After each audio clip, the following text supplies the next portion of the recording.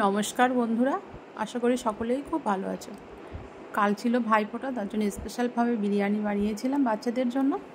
আমি কিভাবে বিরিয়ানিটা বানালাম সেটাই তোমাদের সাথে শেয়ার করতে এসেছি। এখানে আমি নিয়েছি 2 কিলো মাংস, দিয়ে দিলাম রসুন বাটা আর আদা বাটা, আর দিয়ে দেবো স্বাদ মতো নুন।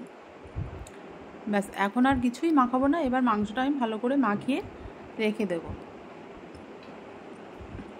এবার আমি এদিকে একটা বিরিয়ানির মশলা বানিয়ে নিচ্ছি। ছোটো এলাচ, বড় এলাচ, দারচিনি, লবঙ্গ, শুকনো লঙ্কা, এক্সট্রা আনিস, জায়ফল, জয়িত্রী আর শাহজিরা, সামরিচ। ব্যাস, এবার আমি মশলাটা হালকা করে একটু ভেজে নিয়ে নিলাম। ওদিকে আলুটা আমি সেদ্ধ করতে বসিয়ে দিয়েছি, এদিকে একটু বেরেস্তা দিয়ে আর একটু হলুদ দিয়ে, আর এদিকে বেরেস্তাটা আমি ভেজে নিলাম। এবার বেরেস্তা ভাজা তেলে আমি মাংসগুলো দিয়ে দেবো এক এক করে। বিরিয়ানিটা কিন্তু খুব সুন্দর হয়েছিল, একদম লাইটভাবেই আমি বানিয়েছিলাম। এবার আমি দিয়ে দিলাম মাংসের ভিতরে একটু কাঁচা লঙ্কা বাটা আর একটু বেরেস্তা, আর সাথে কেওড়া জল আর গোলাপ জল। আর এবার আমি দিয়ে দিচ্ছি একটু বিরিয়ানি মশলা, যেটা আমি বানিয়েছি। আর এদিকে আমার আলুটা কিন্তু সেদ্ধ হয়ে গেছে, আলুটা আমি নামিয়ে নেব। আর ওই আলুর যে জুসটা ছিল ওটা আমি মাংসের ভিতরে দিয়ে দেব।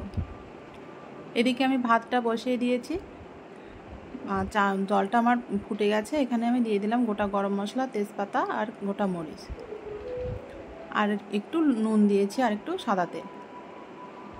ভাতটা আমার ওদিকে হয়ে গেছে। এবার আমি লেয়ারে বসাবো, তার জন্য একটা হাঁড়ি নিয়েছি আমি। হাঁড়িতে একটু ঘি আমি মাখিয়ে নিলাম।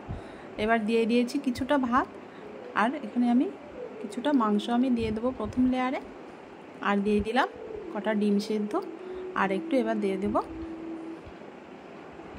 বেরেস্তা দিয়ে দিয়েছি, একটু বিরিয়ানি মশলা দিয়েছি। এবার আমি আবার খানিকটা ভাত আমি দিয়ে দিলাম। এবার একটু বেশি পরিমাণ ভাত দেব, তারপরে আবার একবার লেয়ারে দেবো মাংসগুলো যেগুলো ছিল সবগুলো এবার দিয়ে দেবো। আলু, ডিম সিদ্ধ, মাংস ভালো করে আমি দিয়ে দেবো। দিয়ে দিলাম একটু টক দই, আর সাথে বিরিয়ানি মশলা, আর সাথে ছিল বেরেস্তা। এবার যে বাকি অবশিষ্ট ভাতগুলো ছিল সেগুলো আমি লাস্টে দিয়ে দিলাম। দিয়ে এবার বিরিয়ানি মশলা দিয়ে দিলাম একটু। এবার দিয়ে দেবো কেওড়া জল আর গোলাপ জল দিয়ে দুধের মধ্যে দিয়ে রেখেছিলাম, সেটাও আমি দিয়ে দেবো।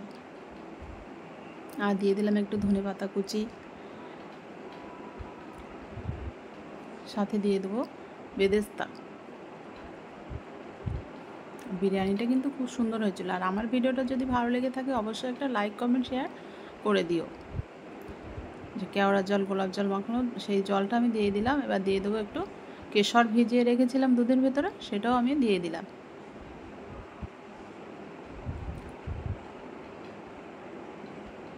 দিয়ে দেবো একটু ঘি আর একটু মিঠা আতর দিয়ে আমি ঢাকা চাপা দিয়ে 15 থেকে 20 মিনিটের জন্য দমে রান্না করে নেবো।